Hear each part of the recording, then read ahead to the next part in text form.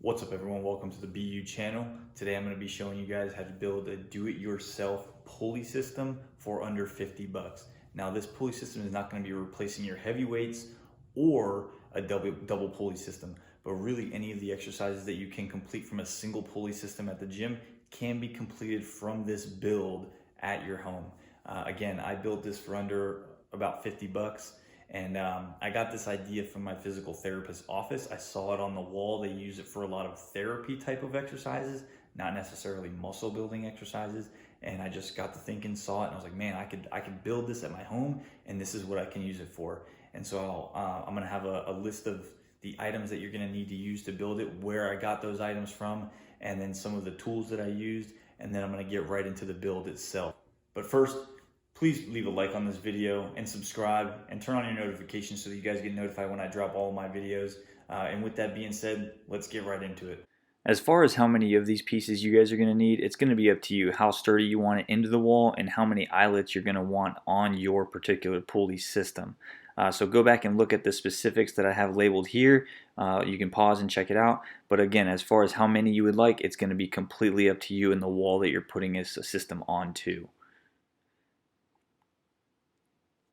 Alright, so before you get started, you're going to have to make sure you look for some studs using a stud finder so that when you drill your screws in, they're going to be anchored down pretty tight so you don't end up pulling this thing off the wall. For myself, found my stud in the wall, marked them, put the board up against the wall, then I started pre-drilling. You need to make sure that you pre-drill every single hole so that you don't crack the board when you try to screw it in. So you go ahead, pre-drill, then you screw the screws in, and then once you've got that first board in, go ahead and start your second board on top. I put it around in the middle of the first board. The amount of screws is going to depend on your wall and how strong you want it to be on your wall. Again, once you started the second board, you're going to do the same thing. You're going to pre-drill the entire board where you want it to go. The lag bolts are going to go through both boards and partially into the wall.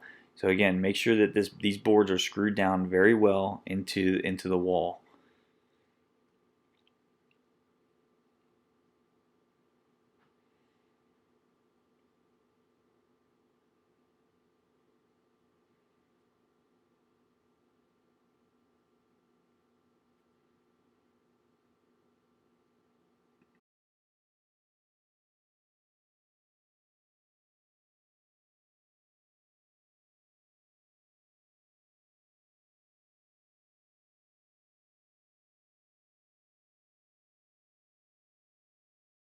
And once you're done, go ahead, give it a little tug, see if it moves, and if not, you're good to move on. Next, you're going to start marking your holes for your lag bolts with your eyelids. Now again, these are going to be personal preference on where you want to place them, where you want the lowest one, where you want the highest one. So I would go ahead and just draw them out and kind of see where you want them, each level, and then go ahead and start measuring distances between each bolt. I personally put this one at the bottom here because my wall ended. Once I pre-drilled it in, I was able to put the lag bolt into it, and once you've gotten the bolt into it, you're going to have to use some kind of rod to spin this thing around. Now again, you're going to want to go nice and slow so that you don't crack the board. If you start to hear the board crack, then you're going to want to back out and use a bigger pilot drill bit. But if the eyelet lag bolt goes in far enough, you just keep spinning until it gets snug, and then just leave it in the position that you want it to be in. And then from here, you're going to start measuring your distances out between your bolts.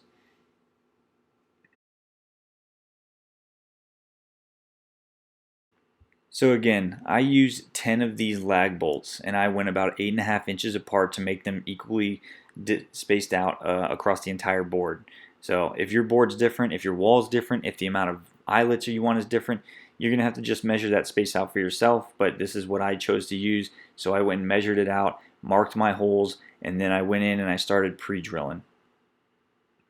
Also keep in mind, the more eyelet lag bolts that you put into this board, the less structural integrity the board is going to have. So you want to keep it as strong as possible. So don't put a whole bunch of them in there, but do what you can and with what you want.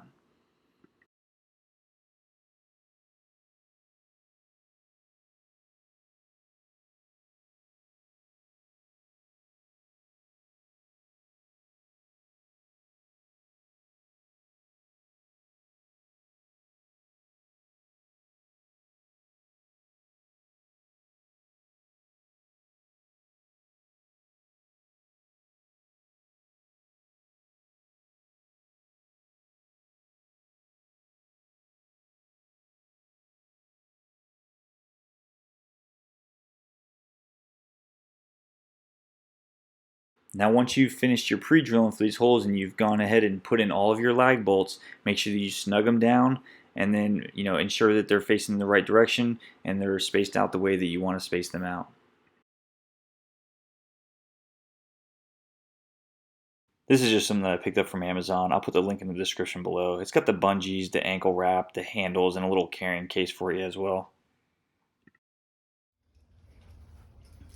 And now we got everything we need here. Go ahead and clip some of these in here just for storage.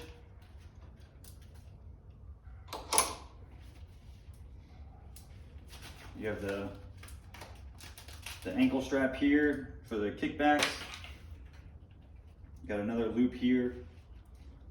And then we have our two handles. These come with little carabiners on them, so you can just clip that on there. And the reason why I bought these ones is so that I could essentially put it around the middle of the bungee.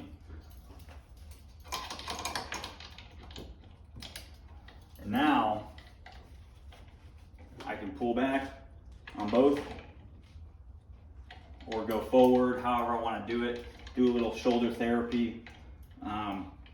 If I wanted to move it down here.